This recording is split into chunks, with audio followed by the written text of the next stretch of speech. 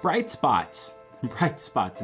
We've been talking about bright spots the last couple days here at Future Commerce. Hi, I'm Philip, and I'm pleased just to kind of be getting some good news recently. I don't know about you. I opened my inbox this morning awaiting what fresh horrors might lurk around today, and I found an email from Rhone, who I've purchased some workout apparel from in the past, and it was announcing a new initiative called Brands for Better.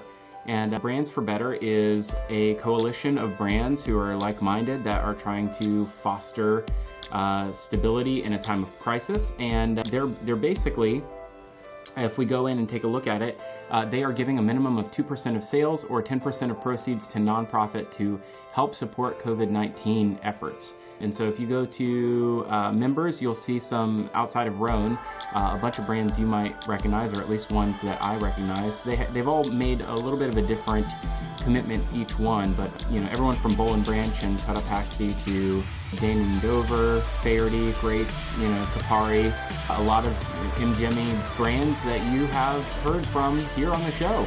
And Somersault, which came up recently in our most recent article over on futurecommerce.fm, our FC Insiders, we talked about how Somersault repurposed their existing call center support team to become an emotional support hotline for people who might be suffering during the COVID-19 crisis, both economically or if you're a healthcare worker working on the front lines.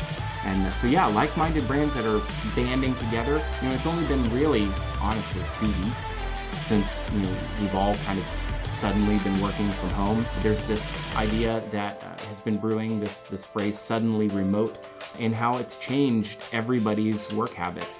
I've been thinking a lot about how we are all, you know, no matter what your age, we're all effectively members of Gen Z now, and that we're all having to become socially native and communicate digitally in every facet of our life, including acquisition of basic needs like food and access to things like that. So very interesting how the world has changed, but nice to see brands banding together.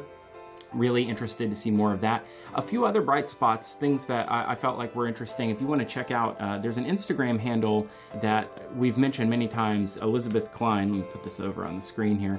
Elizabeth L Cline, who's the author of Overdressed and most recently The Conscious Closet. If you've paid attention to Future Commerce, you know we've talked about this. She mentioned that they have done some investigation from Penn State Center for Global Workers' Rights, and she has highlighted that there's a number of brands who have canceled orders and left over 1 million Bangladeshi workers without work and without pay. And some of these brands here were being called to task by name. A couple that have been on Future Commerce in the past, and this seems to be working. It looks like a number of brands are stepping up and completing their in-process orders, and yeah, so it's nice to see a little bit of activism. There's a few others that I'll mention as well. There's a GoFundMe that came up through the folks over at, let's see if I can remember now, it was the Everlane Union. It was an Instagram handle that was started in the wake of a number of layoffs that happened at Everlane that came out through, you know, we most recently saw a Vice News piece about Everlane laying off workers and sort of their internal culture possibly not matching up with their externalized ideals.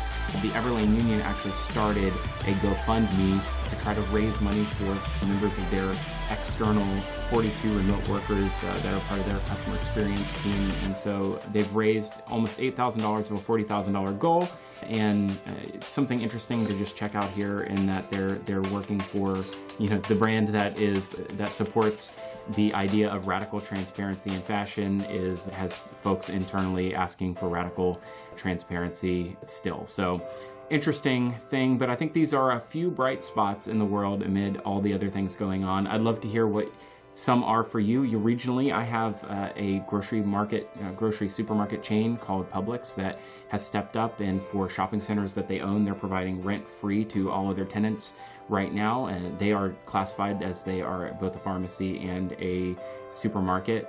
They are an essential service here in the southeast of the United States, and so they are giving what they can back to tenants that are in their shopping centers. I'm sure you have local stories yourself and brands that you could hold up as standard bearers in this rough time economically. I want to hear what they are. Drop us a line over at hello@futurecommerce.fm, and we'll do another one of these check-ins. That's your Wednesday update. We have Jake Cohen from Klaviyo on the show later this week, and we encourage you to check it out. We'd love to hear from you. And yeah, that's it. Take care of yourself and be well.